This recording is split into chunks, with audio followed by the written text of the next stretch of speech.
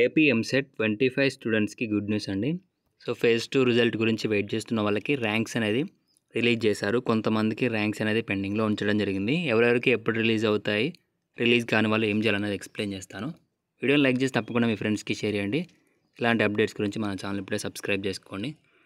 అలాగే కౌన్సిలింగ్కి సంబంధించి కంప్లీట్గా గైడెన్స్ కావాలి, కౌన్సిలింగ్ కంప్లీట్ అయ్యే వరకు ప్రతి ఒక్క అప్డేట్ కావాలి అనుకుంటే మాత్రం మెంటర్షిప్ కోసం 8500044057కి వాట్సాప్లో కాంటాక్ట్ అయితే మెంటర్షిప్కి సంబంధించి డీటెయిల్స్ అనేది మీకు ఇవ్వడం జరుగుతుంది.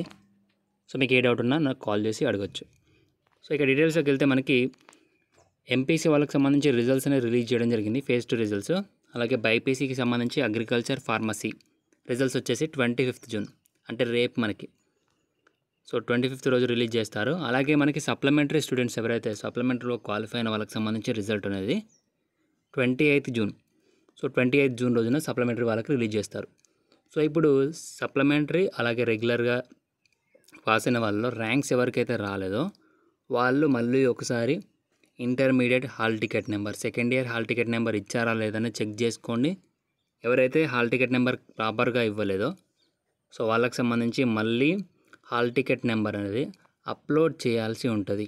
సో మీకు మెయిల్ ద్వారా కానివ్వండి, లేదా వెబ్సైట్కి సంబంధించి హెల్ప్ లైన్ సెంటర్ ఉంటుంది, లేదా మొబైల్ నెంబర్ ఉంటుంది.